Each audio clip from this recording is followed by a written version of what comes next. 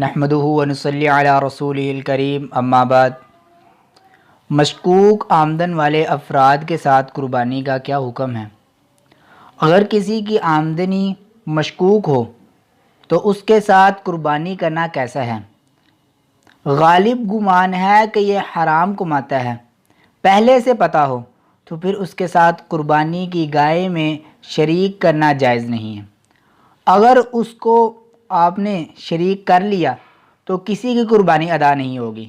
یہ مسئلہ خوب سمجھ لیں۔ سودی بینک میں کوئی جاب کرتا ہے، اس کا قربانی میں آپ حصہ نہیں ڈال سکتے۔ کوئی انشورنس کمپنی میں کام کرتا ہے، اس کا قربانی میں آپ حصہ نہیں ڈال سکتے۔ کوئی سود کماتا ہے، غالباً اس کی آمدن سود سے ہے، تو اس کا آپ قربانی میں حصہ نہیں ڈال سکتے۔ کوئی سرکاری ملازم ہے اور رشوت لیتا ہے اور تنخواہ سے زیادہ رشوت لے رہا ہے، اس کا بھی آپ قربانی میں حصہ نہیں ڈال سکتے۔ لیکن اگر وہ یہ کہتا ہے کہ میں حرام سے نہیں حلال مال سے حصہ لے رہا ہوں، تو پھر اس کی زبان پر اعتماد کیا جائے گا، کیونکہ ہم ظاہر کے مکلف ہیں، کسی کے دل میں جا کر جھانک نہیں سکتے ہم۔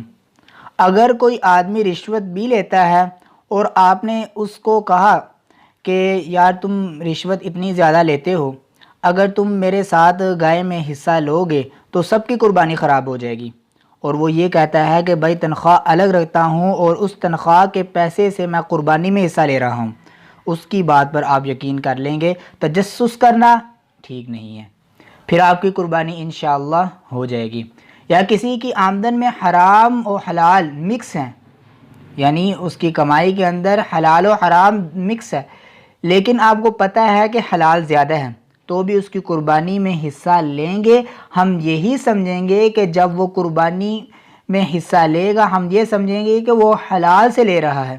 تو اگر خود سے پتہ چل جائے یہ حرام کما رہا ہے تو پھر اس کا حصہ اپنی گائے میں ڈالنا جائز نہیں، اور زیادہ حرام کما رہا ہے لیکن اگر خود سے پتہ نہیں ہے تو خواہ مخواہ سے تجسس کرنا، بدگمانی کرنا یہ ٹھیک نہیں ہے۔ البتہ یہ ضرور ہے جہاں اجتماعی قربانی ہو رہی ہے وہاں تو یہ اعلان لکھ کر لگانا چاہیے، کوئی بھی آدمی، کوئی بھی انشورنس کمپنی کا، کسی بھی ادارے کا کوئی شخص کوئی بھی حرام کماتے ہوں، برائے مہربانی وہ حصہ نہ لیں تاکہ دوسروں کی قربانی خراب نہ ہو۔